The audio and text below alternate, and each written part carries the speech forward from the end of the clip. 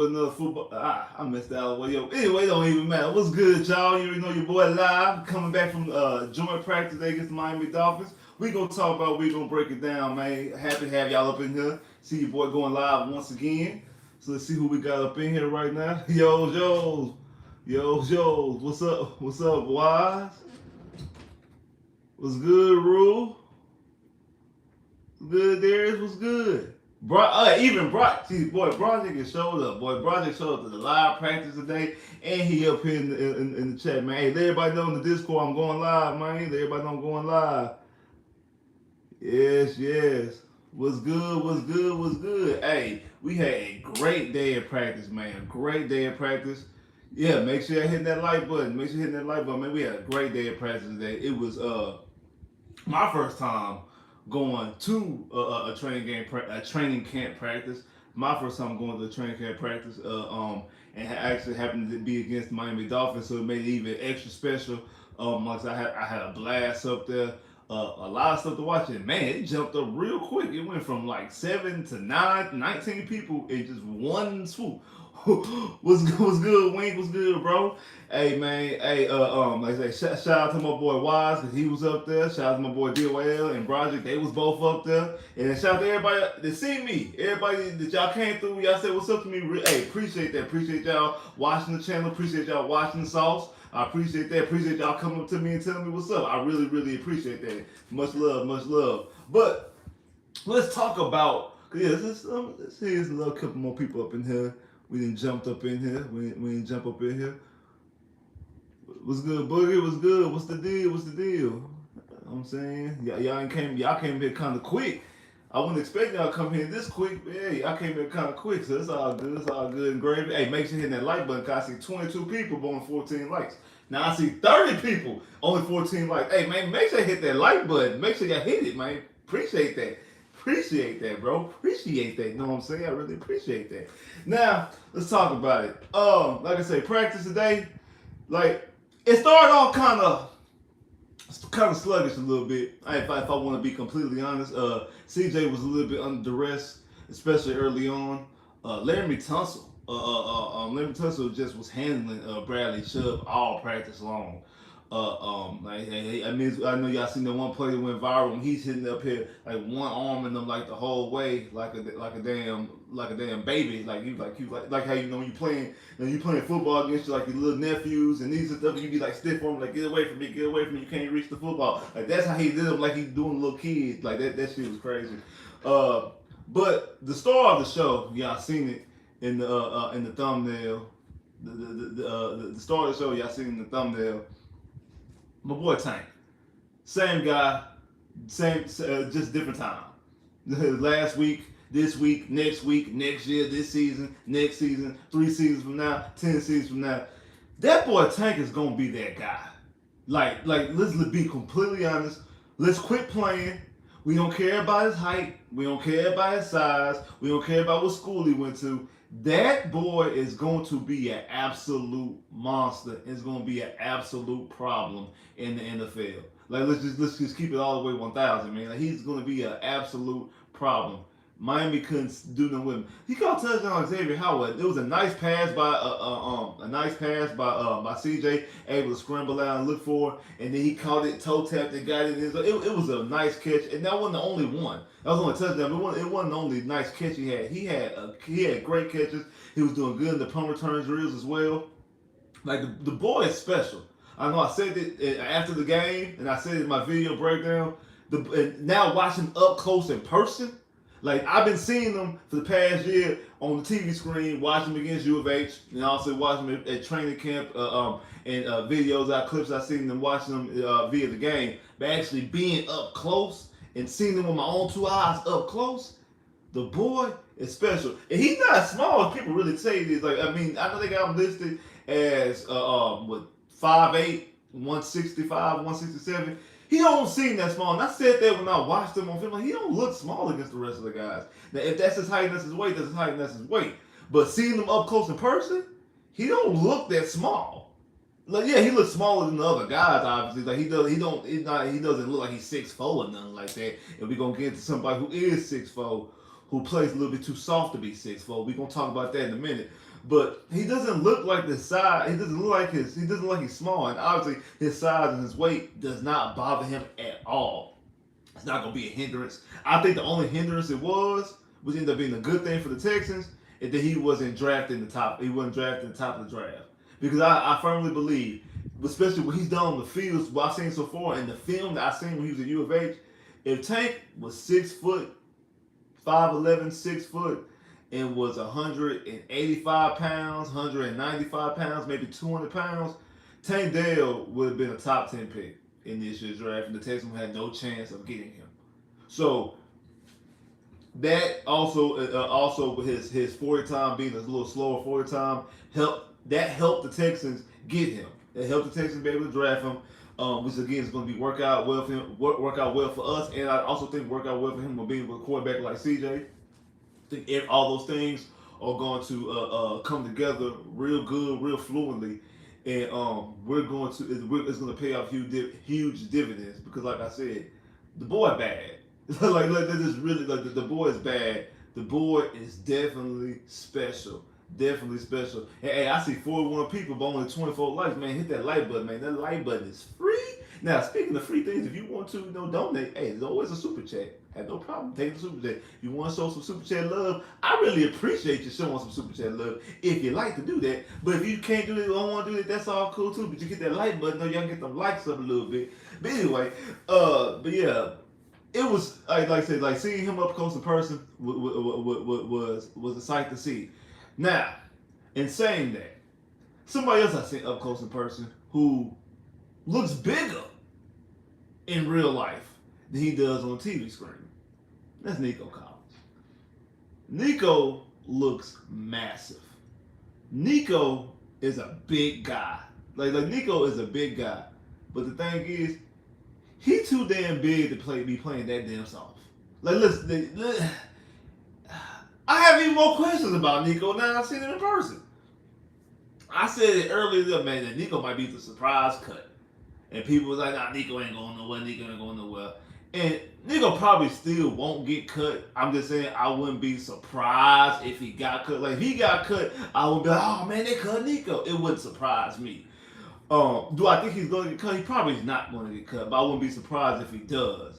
But even saying all that, he too damn big to be playing that damn soft. Like, Nico should be mossing dudes every single play.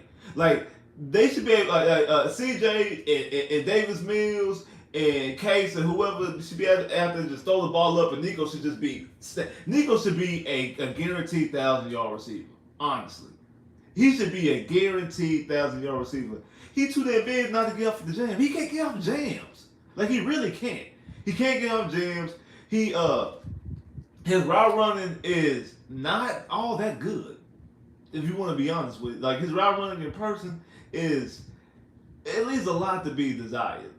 It was a play. It was a play that he kind of slipped a little bit, like a little out route that CJ threw to me. It was a good ball by CJ. It was a nice good ball by CJ, but he couldn't get there because he ran his route bad and kind of was behind a little bit and couldn't get there. There was another play that the deep ball that he threw to him that he slowed up. It's like he was running. I guess he thought that he wasn't gonna be able to catch it, so he slowed up. And then he noticed once he started to get off the gas a little bit, put on the gas a little bit. He's like, oh snap, I can get it. And he tried to speed back up, and he still almost got it. But him slowing down hurt him to get the initial catch. I'm like, come on, Nico, you gotta do better than that, bro. Like, you gotta do better than that. Like, Nico is really in a dogfight right now. Now, I guess maybe he feel like because he is a big ex-receiver and he's a big ex-receiver that the only person he really got worried about his job is Robert Woods, which I don't think so, and maybe a Hutchinson because maybe Mechie and Tank, they're in different like classes and he ain't got to worry about that. One, you can move Tank, you can play Tank outside and inside. And two, you just need to be worried about being able to stay on the field. Like honestly. And that's it kind of seemed like Nico kind of like was just like Nico was moping around like his spot is already secured, honestly. He was just going around like his spot was already secured. Like he really didn't have to give. Now I don't want to say that one like he wasn't giving maximum effort. I don't want to question on his effort, saying he wasn't giving maximum effort. But it does seem like he feels. It seems like he looked like he had the look of somebody that's already made. If you get if you understand what I'm saying, somebody that's already a made man, and yeah, it's not that, and you're not gonna get the targets. Honestly, I think the Tank. I know I said that I'd be surprised about how the targets ain't spread out. I don't think the targets are going to be spread out. I think that CJ is going to be leading the Tank majority of the time after what I've seen today. I think that he's going to be leading the Tank majority of the time because it seemed like when he was under duress and when he needed to make a play, he was going to Tank or he was going to Dalton Schultz. I mean, like I said, in the beginning of practice, a little bit tough early on. Like I said, the rush was coming, and he was Miami on front seven was getting to getting in the backfield a little bit, putting a lot of pressure, and he had to move around a little bit. CJ did have to move around a little bit, but as practice started to go on, he started to get better. He started to be settled down a little bit. Like I said, he definitely needs to be in the rhythm. He needs rhythm time throws. He needs to get himself set a little bit. And again, not having your right tackle out there because we all know that the Tyus Howard was out. I think just needs to get a little bit more settled. Now the running game looked good by who was ever running the football. Damian Pierce looked crisp. The running holes were definitely there. The running backs was getting through the back. It was getting out of the backfield. Like they were getting out of the backfield and getting to the second level with ease. Honestly, like they were getting through the. So it seems like the offensive line did much better in run protection than pass pro. Honestly, like I said, the running backs was definitely getting in the back. I mean, getting out of the backfield and getting to the second level. Like they looked very very good, very very crisp. Which you expect from a Kubiak Shanahan offense. Exactly what you expect from it. I'm not gonna lie. I did expect today's intensity to be a little bit higher than it was. I was because I've always seen, especially when when you watch some things, uh, Hard Knocks. When you watch the Hard Knocks, or when you just see other people's like joint practices, like the intensity level be up a little bit, be cranked up, and it seems like that'd be more intensified than it do in an actual preseason game. So I was expecting, okay, hey, this is gonna be intensified. This is gonna be cranked up. They're gonna be out there. We might see a couple scuffles. We might see some fights out there. It wasn't as the intensity wasn't as urgent as I thought it was going to be. Honestly, I thought it would be a little bit more, intensified. The moment be a little bit more, but I mean, it is what it is. What it is. It was what it was. I mean, it wasn't bad. Like I said, it wasn't like the energy was bad. It was definitely energy in the building or in the practice field, but it wasn't. The intensity wasn't what I thought it was going to be. Um, like I said, like CJ looked better as time went on. Davis Mills, it's just not good. Davis Mills is completely inconsistent. I mean, he came out there threw a bad interception, and then even outside of the interception, just a lot of passes that he was throwing. When you watch him in person, like how we used to watch on TV, there's a reason why we be saying on TV because you be throwing people throwing passes like, who's he throwing to? Like, where was he going? Like, what did he see there? And I'm not even talking about the interception, even though that was the case of the interception, but just a lot of times he threw the football and you're like, why you throw it? Like, why? Even if it was a completion, sometimes you be like, you could have threw it like that. I don't know what you were doing. Like, it's highly inconsistent. Highly inconsistent. Yeah, Wise, you're completely right. Like CJ's definitely the starter. Like CJ had the best day from top to bottom. Had the best day. I was able to see what our defense and their offense, Miami offense, they were practicing on the opposite field, the field that we was on. We seen, like I said, the offense and the defense outside of the 2-minute drills because we had 2-minute drill and then they had 2-minute drill because that's the pick six that y'all see. That's how practice ended with Petrie getting that pick six. That's exactly that was the last play. Petrie got the pick six and they ended practice. It was on their 2-minute drill. The Texans had 2-minute drill and into field goal range. They don't have they have field goals. I guess they would have tried to kick a field goal if that was the type of situation. Drove it to 17 with 17 seconds left and got in the field goal range. So I guess they would have attempted the field goal because they had to score. What was it, like 9-7? It was a 2-point game. I didn't like that. I would have felt better. Well, not felt better. I would have rather that 2 minute drill been a 4-point game. Especially if you don't have the goalpost to kick a field goal, so obviously you're not going to kick a field goal. I would have had you force them to try to score a touchdown. So I made it been a 4-point situation instead of a 2-point situation, just to get them into the red zone. Like no, like get a 4-point situation and let them score. And let them actually try to go out there and score. They actually moved the ball pretty well in that 2 minute drill. Because they started 2 minute drill with a minute 40 seconds left. Like I said, down by 2 points, a minute 40 seconds left, and the Texans offense drove pretty decently and got to 17 seconds and it was 17 seconds and second down. It was 17 seconds and second down, and CJ spiked the football and made it like 3rd and 8, like 3rd and 8, 37. No, it was 13. I'm sorry. Yeah, because we got the first down, and then he came up and came down. He spiked the football, and it was 3rd down with 17 seconds left. And I guess they appeared to get a field goal. I wish they would have tried to get another play in. I guess because you're only down by 2, you don't need a touchdown because you're down by 2. You have 17 seconds.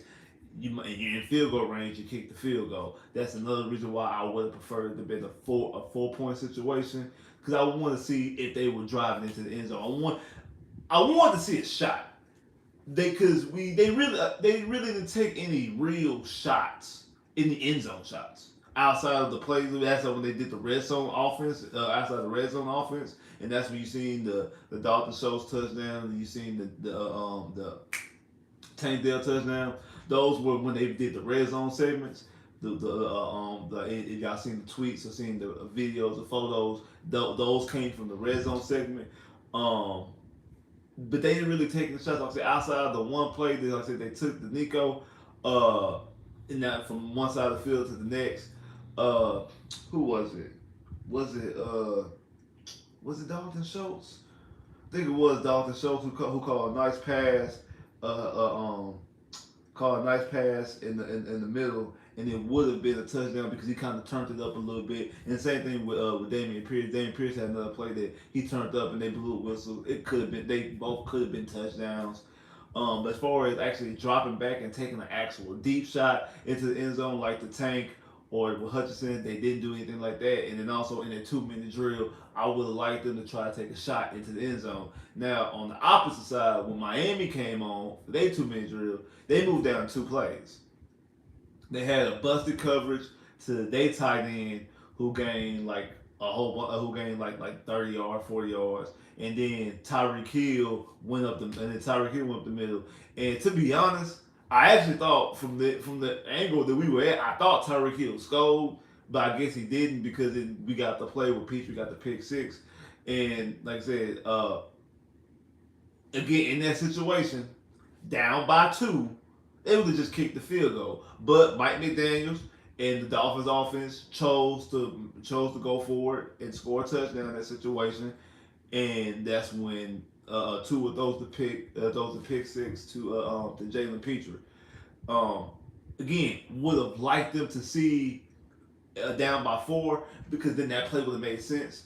Because if that would happen in a real game, I know Miami fans and everybody would be criticizing the mess out of Miami, trying to go for a touchdown in that situation when they got all the way to at least not trying to go for a touchdown like by running the football. Why was you trying to go for a touchdown by passing the football? So they probably would try to drain out the clock, kind of like what the Chiefs did in the Super Bowl, drain out the clock and kick a field goal in a real life situation.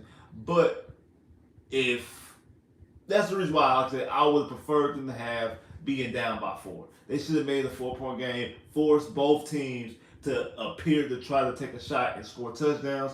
I would want to see that from my offense, and then 2, it would kind of make that pick 6 by Petrie a little bit more valid. It would make it a little bit more valid. But like I say, like from what I heard, the defense is playing absolutely well on the opposite side. But yeah, it was it was all around. It was a good day. Like improvement. It was a lot of improvement. It was. It was a lot of improvement. And like I say, Tank Dell is just that dude. Like Tank Dell is absolutely just that dude. See what y'all ain't talking about. See what y'all ain't talking about.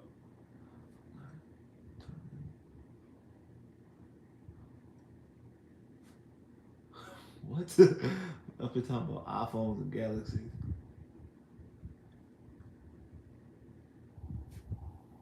How our project up here talking about iPhones and Galaxies? It don't even matter.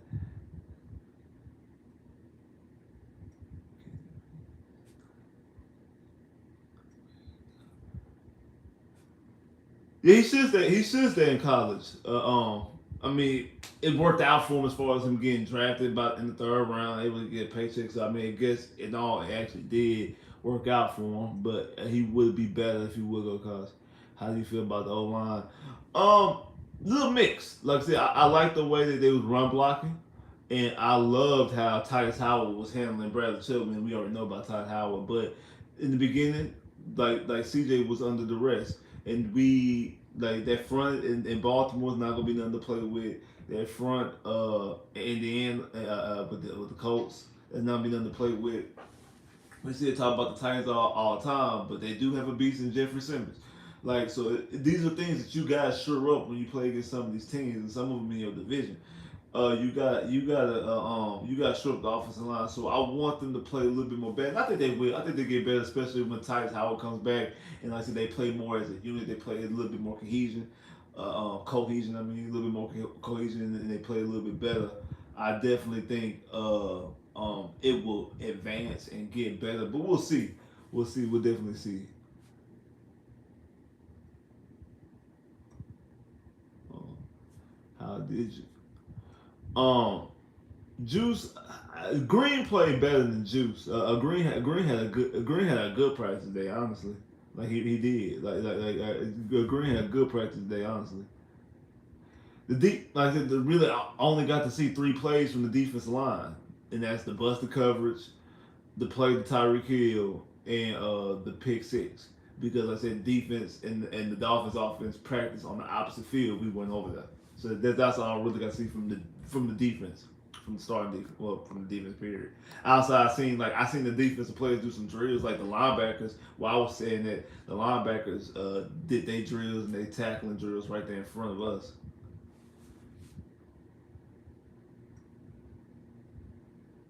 The secret receivers I think gonna make the team.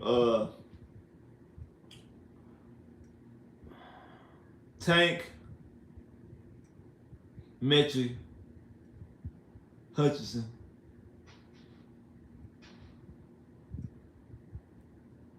Brown, Woods, and Nico. If they keep six, that's probably going to be the six. Probably going to be the six.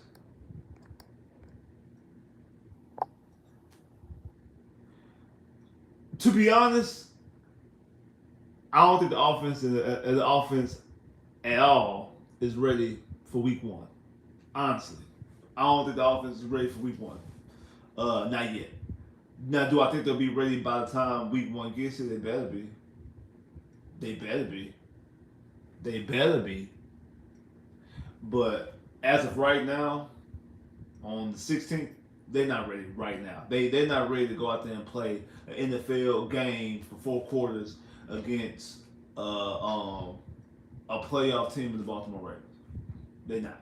I'm be honest with you. Keep it all the way above. They're not ready right now.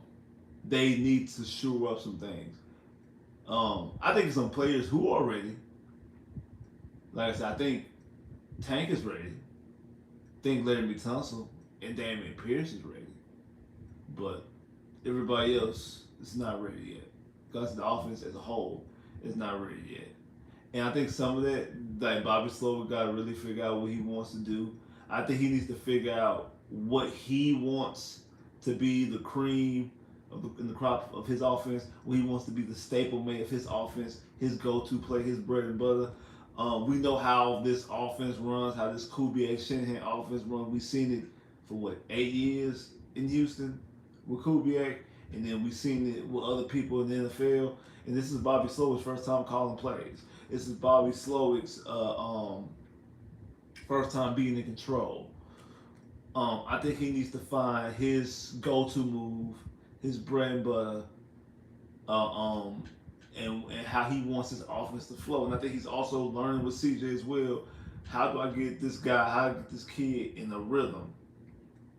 How do I get this guy? How do I get this kid in a rhythm to how I get this guy in a rhythm to go out there and succeed. And I know this whole thing because we talked about this before about like we know what Bryce has been named the starter, and AR's been named the starter, and CJ's been very adamant that everything is earned, not given. And D'Amico and Nick have both said the best guy will play and all this. And I'm not speaking this just from a fan's perspective because even though it is also coming from a fan perspective because I am a fan and it's my perspective. But I think we should have went ahead and named CJ the starter and operated as such earlier on. The reason why is because of what I just said about Bobby Slowick learning how he wants CJ to operate and finding out, okay, what are going to be my bread and butter plays to get me out of trouble and to get my quarterback going. Because that's very key. You need to know exactly how to get the engine started a little bit to get my quarterback in a good, nice rhythm. Get my offense in a good, nice rhythm. Get nice timing, nice throws. Hit stuff on the money. He's a rhythm quarterback. He loves to drop back and dissect the offense and dissect the defense. How do I get him in that rhythm? How do I get him in that mode? And it's kind of hard to do that when you're one day he get the first snaps, then you got Davis Mills in the first snaps. Then you're going back and forth and stuff like that. And I get it, I understand competition, I understand all that. But maybe if Bobby Slowick was a more polished OC, like say if Bobby Slowick was in year 3 of being an OC and calling plays, it'd be a little bit different because one thing he'll know the main stuff of his offense already. This is his first time being OC. This is his first time calling plays, and you have the first time head coach, and you having a rookie quarterback who you're battling up against a third string guy, a third string, a third round draft pick, third year guy. Like you have, so it's a lot of different nuances and things that I think could kind of slow and hinder. I'm not trying to give any excuses to CJ or anything like that, but what I'm saying is maybe we should have operated a little bit differently. You know what I'm saying? And like, okay, hey, we drafted this kid number 2 overall. We know from a talent standpoint he has more physical talent than Davis Mills. We've seen what Davis Mills done for the last 2 years. We know what we have in Davis Mills. Maybe not the first day of practice, but after that first week of practice, CJ should have been named the starter, and we should be able to get this thing going. Not we up here trying to decide, or we not officially naming him the starter. Like no, and when he getting all the first team reps, we already know what it is. Name him the starter, and let's get to stop trying to play this game right here. Stop trying to play this game, and we everything is earned, not given. Get all that. Hey, applause that's how you feel. Everything you got is earned and not given. Cool. Understand all that, bro. I understand all that. That's nice and good. Understand that. Hey, the Nico and Nick, y'all love to talk about competition. That's cool. But this ain't that, and that ain't this. Time and place. Time and place. In the situation that you got, because of the type of head coach you are, and the offensive coordinator that you brought in, not a veteran offensive coordinator, not a guy who got pelts on the walls, whatever, not a guy with a lot of experience of doing these type of things. Don't have a bread and butter play, don't have a bread and butter way of calling stuff, and don't have a way to know how to get your quarterback in rhythm just yet. Don't have it. These are things that you need to figure out, and I don't need you to be figuring them out on the fly. I need you to know this by week 1, before we get into Baltimore. Before we get into Baltimore, I need you to know this week one. I mean, I need you to know this before we get into week one. I need you to know this, understand this. So because of that, because of that, I think you should have went ahead and named him the starter, and we would have found this out earlier on, and we would have moved on accordingly. That's how I feel, honestly. It's not just me being a fan and just wanting to see CJ, even though some of it is. No, I am a fan. I want to see CJ, but also from the productivity of the offense, that's what needs to happen, and that what needs to transpire. It just is what it is. Um, and like I said, because of that, as of right now, on the 16th, the offense as a whole is not ready for the Baltimore Ravens. Like I say, when September 10th gets here, will they be ready? They better be. They damn sure better be. But they're not there just yet. We'll see as the rest of this week progresses. The game on Saturday against the Dolphins, how that goes, and then how next week goes as well. So we'll definitely see. Um, but I think that he definitely needs a little more time. Like I said, because as practice started going on, he started getting a little bit more comfortable. He started playing like the guy that we see. He started deciphering those, and I think that was also key in that game against that game last week against the Patriots. Only having 2 drives, only having 4 pass attempts, not giving the chance and opportunity to work through his mistakes, not giving the chance and the opportunity to play well and play his way out of that funk that he was in. Like I said, I seen it again today that giving him time, he works through those things. And again, I said that before. I said that my thing about CJ is that it's sometimes that CJ falls asleep at the wheel. It was some games that he would fall asleep at the wheel back at Ohio State. I said it last year, and I said it pre-draft. I said it after the draft. It is sometimes he falls asleep at the wheel. But the thing is, when he does that, when he picks it back up, he demolishes the competition. He'll go out there and throw a pick, and then right after that, throw 4 touchdowns. 4 straight drives, 4 straight touchdowns. Lead, boom, boom, boom, boom. Touchdown, touchdown, touchdown. Have a bad game, the next week he come out there balling. Michigan, then the next game against Georgia in the playoff game. Like if he has a bad game, he goes out there, he plays well. If he has a bad quarter, a bad half, or a bad play, he goes out there the next quarter, the next half, next play, the next couple plays, and balls. That's how I go with him. So you have to give him time to work through his situations and work through his mistakes. And I think that also those are some things that the Texans themselves are, as a coaching staff, are learning. But you don't learn those things if you day one he playing with the starters, day 2 he playing with the backups, then day 3 he playing with the starters again, then day 4 and 5 he playing with the back. Like that's not indubitably that's not we can't do that with winning. We can't do that and get him better. We can't do that and get him better. And I see 59 people, 60 people up here, but only 40 likes, man. Make sure you hit that like button, bro. Like I said, that like button is free. Make sure you hit that like button. But speaking of like I said, free things, if you want to donate to the super chat, best believe it's definitely appreciated. You can always hit the super chat. Since the super chat love, definitely appreciated. But if not, just hit the like button. I'm cool with that too.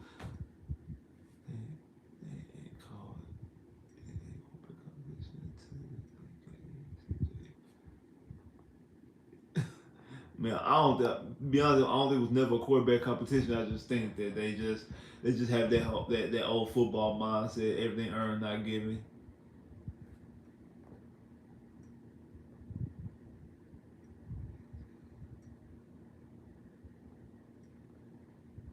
I don't know what that is. What's up, Trill? Hey, Joseph. Hey, yeah, for sure, bro. Nice meeting you too, man. Like I said, anybody else out there that came up to me today during the training camp, hey, appreciate you coming through. Appreciate you noticing me and coming up and saying what's up to me, showing me love. Hey, I appreciate that, bro. Y'all know how much that means to me by y'all coming to me and say, hey, what's up, bro? I watch you. Hey, love that. Love that. Appreciate that. Hey, I appreciate all y'all to come through and watch my videos, like my videos, subscribe to my channel, comment. All that. I appreciate all that love, bro. I definitely appreciate that. Appreciate that, bro. Hey, what's up, Swisher? Yeah, hit the like button, bro. Hit the like button.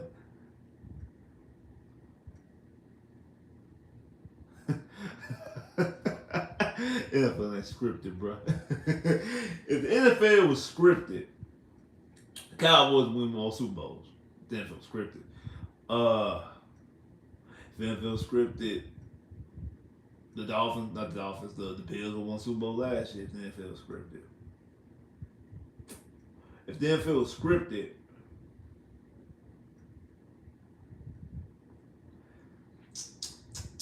like I said, the NFL scripted, the Cowboys would have won Super Bowl since '95. They definitely would have won Super Bowl since '95 if the NFL scripted.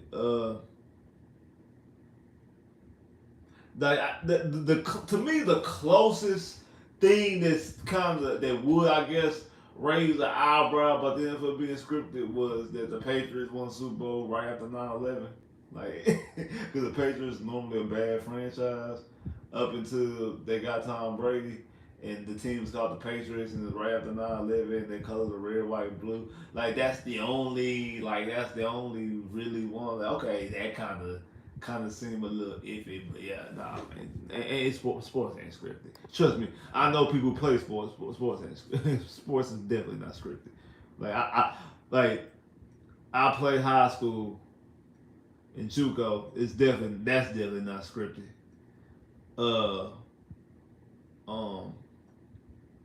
I never played no NFL. I know some people who have played in the NFL. It's definitely not scripted.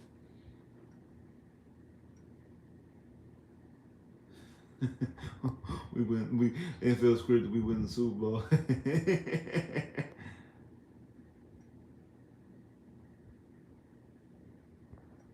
Man, we won more Super Bowls. Probably would have.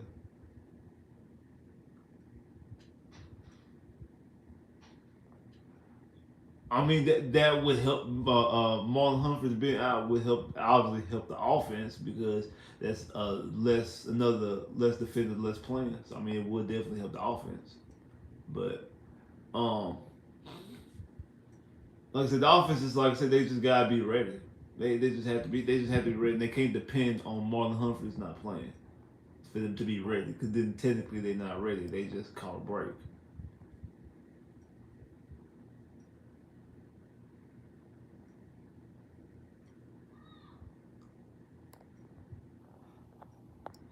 He's gonna definitely be playing more man than he played.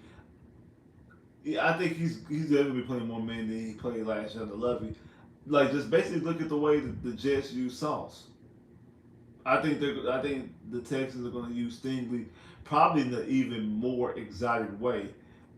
Even though, because I like Sauce Gardner, don't get it wrong, don't get twisted. I definitely like Sauce Gardner, but Stingley is more physically gifted than Sauce.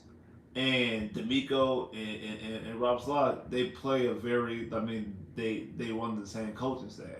So they play a very similar defense. Now, D'Amico's defense is slightly different, just like how Bobby Slowick's offense is going to be slightly different than Mike McDaniel's, and Mike McDaniel's offense is going to be slightly different than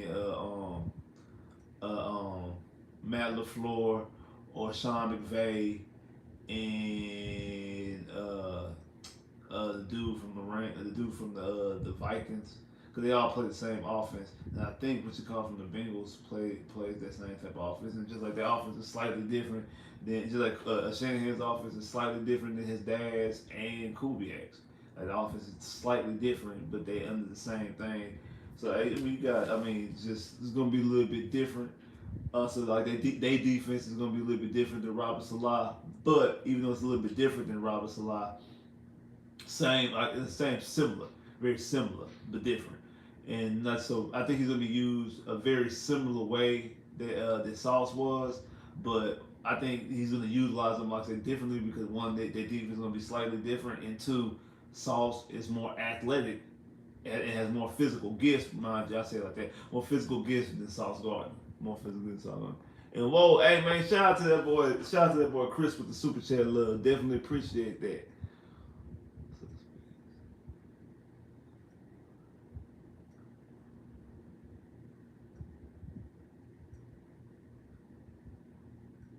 Oh, bro, what you say? Oh, wow, bro. Appreciate the super chat love, but don't do that, bro, because Texas might win the Super Bowl this year. What you talking about? What you mean, man? We might rookie of the year. But we gonna have two cold rookies. They gonna have to give both of them the rookie of the year because they gotta give the both. They gotta give the both CJ and Tank. Like that, man. We can't. We gotta create like rookie of the year, another position type situation because we gotta get like it's gonna be a cold. Might be a cold rookie of the year type situation because I'm telling y'all, Tank is gonna be a problem, bro. Tank is definitely gonna be a problem. Do you think that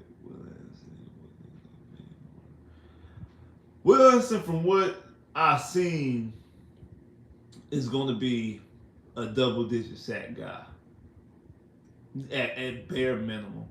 He's going to be a guy who year in, year out gets you 10, 10 and a half, 11 sacks year in, year out. It's probably going to be getting you 15 somewhere. Now, do I think that Wilson is going to be like a 25, say like a guy who's breaking or trending on breaking the record? He might not, and that might be mostly because him getting double teamed and him being them scheming himself away from him to make sure he doesn't get those type of pressures and things like that. But from what I've seen from him, he's definitely has all the makings and means to be a double-digit sack guy, unlike Clowney. Like I said, Clowney. I don't want to say that we were sold false goods or bitter goods because we fed a narrative that didn't exist. Like the play that made, like I keep telling people all the time, Clowney, when he was a Texan, was the best run defender in the whole NFL. He was a monster on the run, but for some reason it was just something didn't connect when it came to rushing the passer. And he can get back there, but it was like he was never finished. Like something wasn't complete, he would never finish. And I'm like, if you want to be honest, the play that made Clowney famous, that made Clowney a household name when he was at South Carolina, was when he hit the Michigan run back in the backfield in the ball game. That's the play that made it. When he hit him, forced the fumble, and picked up the fumble. And one time he hit him, forced fumble, and recovered the fumble all in one motion. That's the play that made him famous. But yeah, Mel Kiper and everybody else talking about a generational pass rusher. And he wasn't a pass rusher. I mean, I guess he technically was because he was a defensive end, but we know him for rushing or for him hitting the running back, and again, the best run stop in the whole NFL.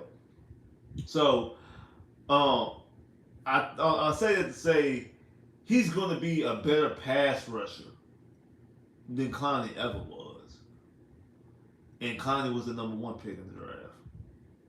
Well, that's his number 3. Yeah, we gave up a lot to get him. But he's definitely going to be a monster. Like I said, a guy who's going to average double digit sacks a year. He's going to be a double digit sack guy. Definitely.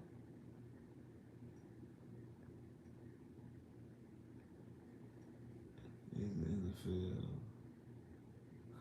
I hate talking about this quickly. Oh, for sure, Project, for sure.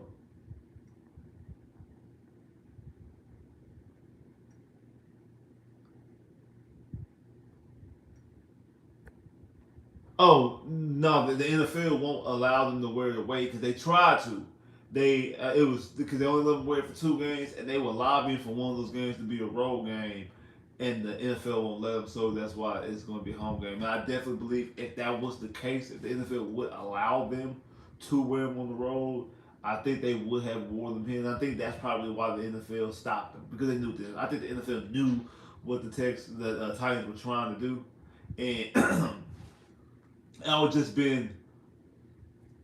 I wanted them to do because I ain't got no problem. I don't got no problem with them wearing them against us. Honestly, I ain't got no problem with them wearing them in Houston. I ain't got no problem at all. Bring all that animosity. Bring it all. Bring it here. Bring it here. Bring it here. Bring all that animosity here, and let's get this thing going. Let's bring it here.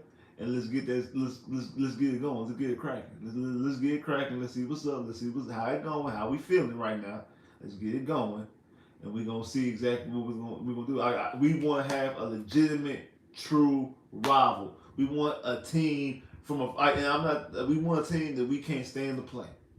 Like, cause to be honest, the Texans never really had a rival. I mean, the Colts was really like Peyton Manning was beating up on us, and then it was really like the whole thing we can't win in Indy type situation, but it was never really the Colts himself. The Jags, I just think we just never took no because we just never really took the Jags serious enough to actually think them as a rival. The Titans, that which I've always said should have been the rival because of the natural hateness in it because they used to be the franchise in Houston. Amy Adams is from Houston or at least from the area. The Titans still operation still they operate base still operates out of the city of Houston. They used to be the Oilers and like so all the great Oilers players basically are recognized with the franchise, the Titans, and the city and the state they never played in, but the city and state that they play in here can't honor them, and then they stadium where they played at is in your stadium's parking lot, and you're in the same division. Y'all constantly trade play, and I'm not mean trade players like y'all trade players themselves, but y'all, it's a lot of players that go back and forth between the Texans and the Titans. Because Dre played as a Titan, you got Hopkins now. Back in the day, the running back from them, Chris Brown, he came here. Desmond King, he played in the 2020 season as a Titan. He's here. Uh, Mike Vrabel used to be our DC and linebackers coach. He's not a head coach. Uh, um, who else? I mean, at one point they had Ben Jones. They had Cunningham, Ben Jones. Uh, yeah, J. Joe. He played there at the end of the 2020 season. Um, somebody else, like somebody of note too. Uh, Tim Kelly's there now as their OC.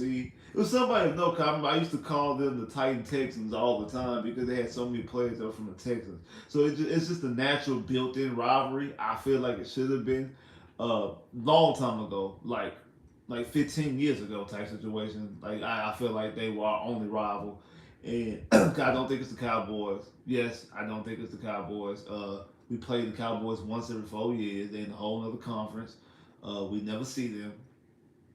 Now if it's a Houston Dallas thing, okay, cool. But outside that, the Texans and the Cowboys are the most irrelevant team to the Texans. Honestly, if you want to be in buck, if you want to keep it 1,000, there's 15 other teams that are more important than the Texans and just the rest of the AFC than the Dallas Cowboys. The Dallas Cowboys are not Texans rivals. Don't let people try to fool you and think that the Dallas Cowboys are not the Texans rivals. The Texas rivals mostly are the three teams that's in the division. You can make a case for the Bengals because of how we used to play them in the playoffs a lot. But yeah, it is what it is. And really, none of those things are really the true rival outside of the Tennessee Titans, honestly, in my opinion. But I say all that because I went on tangent. My bad. I wanted them to play play them in the Titans. The Titans played them in the Oilers jerseys here in Houston, but the NFL won't let them do it.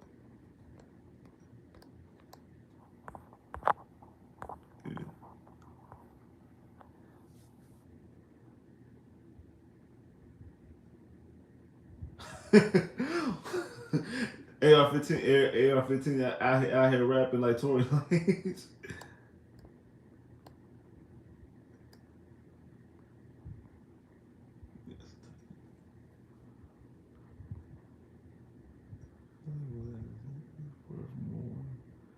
I mean, he might end up paying. Hey, if he ends up being worth more than what we gave up to get him, that means we got to steal, and that means we're in the that's the best possible scenario. If Will Anderson becomes a Hall of Famer, it was an absolute genius move for what they did. If Will Anderson is a good player, like a solid good perennial Pro Bowler, make All Pro every now and again, but just not a Hall of Famer. You still make the right decision. It's if he's not good. It's if he's not good. If he's just a solid player who's a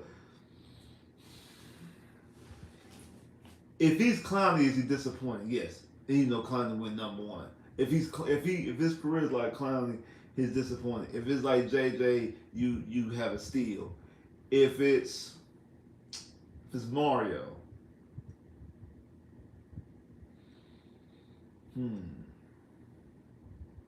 Mario actually played well for us. Mario made a couple Pro Bowls. I think Mario was just in a situation where it wasn't a good enough offense.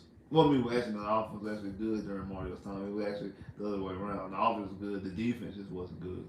Because in 2010, the defense was horrendous. Like I said, like 2008, 9, 10, 11, the offense. Well, 2008, 9, 10, the offense was superb. 2011, the offense was good to match up. Got hurt. Uh, in 2009 might have been the best the offense was, but the running game was poor. 2010, when Arian Foster led the league in rushing, the the offense wasn't as good as the passing wasn't as good as it was in 2009. But Shaw was still in the top five, I think, in passing yards, and Dre was is still in the top five in receiving. But for some reason, I guess the offense really just ain't put together. Like, I guess maybe because the defense just let up a lot of points and the offense just couldn't keep up with the scoring. Maybe that's what it was. I don't know. But that 2009 team, the Texans' best team in franchise history was 2011, and the only reason why they didn't do anything is Matt Schaub got hurt. The 2009 team is probably the second best team, honestly. That 2009 team, even though we didn't make the playoffs, we went 9-7. That 2009 team was damn good. The bad thing about that 2009 team is our red zone offense was horrendous because it was like 3 games that we made. We got inside the red zone and couldn't punch in for a touchdown and lost the game. But that's a conversation for another day. So I'm sitting there thinking, if he's Clowney, it's not a good situation. If he's JJ, it's a great situation. If it's Mario, if his stat lines is like Mario, I guess I need to see how the team success. Then I think it'd be dependent on the team success. How good are we doing as a team? Are we winning games? Because if you give, I think if you have a very good offense and CJ's doing what he's doing, Tank and Damian Pierce and Mechie and everybody else offensively doing what they doing, then you also have Stingley, and cause that's nothing too. Mario didn't have the defensive backs that he's gonna have. Like he doesn't have like Will Anderson is gonna have Stingley and Nelson, which I think is possibly the best cornerback duo that the Texans has had. I think 2023 is going to be the best. That's going to be the best season for a cornerback tandem. 2006. Is it six? No. 2004 with when Aaron Glenn and Dante Robinson rookie year was very, very good. Now we all know that Dante Robinson had 6 picks as a rookie. That was damn good. Allen and Marcus Coleman, the inaugural year of 2002, that was damn good. And then 2011, Kareem played very well his second year, and that might have been Jonathan Joseph's best year as a Texan. But 2016, with Jonathan Joseph on the opposite side, AJ Bouye, that was better than 2011. I think that this might be the best 2 cornerback tandem. This season right here might be the best cornerback tandem season. I guess I think it's the best DB room we've ever had. Because you add in Petrie back there, who I think is gonna be all pro. You add in Ward. You also add in Desmond King in the slot. You also add in Shaq Griffin as well, coming in too. I think it's the best DB room that the Texans have had in this franchise history. And I like some of the DB rooms that we had back in the day. especially back in the day, back in the early days of Texas, the early 2000s. Um, this is definitely be the best secondary. I think him and Mario Williams played. So I think if he had Mario Williams type numbers and impact with this secondary and what this offense could be, I don't think it'll be a bad situation because I think you basically get the dividends that you acquired, that you gave up to move up to get him. It's just if he's not, it's just that if the team is not producing, it's just gonna look even bad. Because that's kind of like what happened with Mario. Mario's time is frowned upon as a Texan because the team itself wasn't doing well. It was mostly the defense. Tank a Pro Bowl as a rookie. Man, it's gonna be hard. Uh, it's gonna be hard. I ain't gonna lie, it's gonna be hard. I would love to see it. I think he has the potential. Yes, he has the potential, but it'd be hard. He would definitely have to have over 1,000 yards, and probably 100 catches. And like I said last video, I don't think I'll kind of be shocked if he did have that. Like had over 1,000 yards and 100 catches. I don't really see more so the 100 catches part. I don't see him getting that many targets because I think since we don't have a bona fide receiver, it's not the balls can get spread around a little bit more. I do think he's going to get the bulk of the yards, the bulk of the catches, the bulk of the targets. I don't know if he's gonna get 100 though. So I don't know. I would love to see him be a Pro Bowler. That'd be wonderful. That'd be wonderful.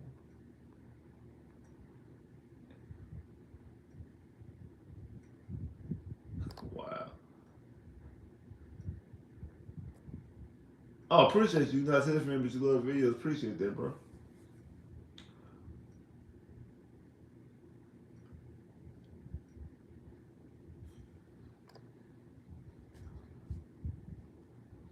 Now I don't think the Cardinals getting the top five pick from us. I mean, they might have a top five pick from their own pick, but I think the Texans.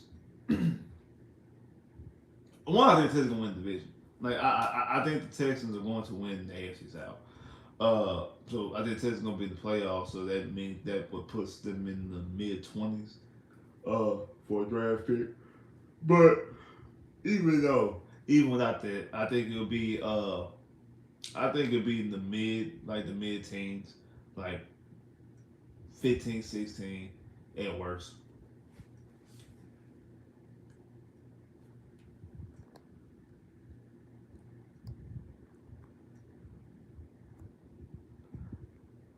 Nah, I don't have any tickets to tomorrow's practice. I would love to go back. I would love to go back. I would love to go back. One to try to I would love to go back to one. I would love to try to get CJ's autograph and Stingley. I said I was able to. I met Damian Pierce. I met Nelson and got Nelson's autograph. Got Damian Pierce autograph. Met Tank. Got his autograph. Got his picture. Made Denzel Perryman. Got his autograph. Got his picture. Like I said, Stingley. I didn't have because I didn't have a Sharpie. I didn't bring a Sharpie. Uh, the players had their own Sharpie, but Stingley didn't. Stingley didn't have a Sharpie. So Stingley only signed people who had Sharpies, and when nobody let me use their Sharpie to get Stingley, I was right there, but I couldn't get Stingley. And CJ had meetings, so I couldn't get a chance to get CJ. I was right there, Bob couldn't get a chance to get his because the guy that was with him said, "Hey, this is it. He got meetings he got to go to," which I understand that. Hey, young fella, get better. I'd rather you win games in Super Bowls and championships and MVPs and give me an autograph. I'd rather you do that, bro. So hey, keep doing your thing. I'll find a way to get an autograph another way, either like buying some memorabilia or you showing up at an event, some type of situation where you sign autographs. We get an autograph at another time. I want you to work hard, get better, advance, and show these clowns what's up. So hey, I ain't tripping about that. But yeah, I would love to go back tomorrow. If I had some tickets, I'll go back to tomorrow. But I don't have no tickets. So I can't go back tomorrow. Don't have no if anybody got some tickets, hit me up. You know what I'm saying? Like, hey, you got some tickets, hit me up on IG. Hit me up on IG. Hit me up on IG.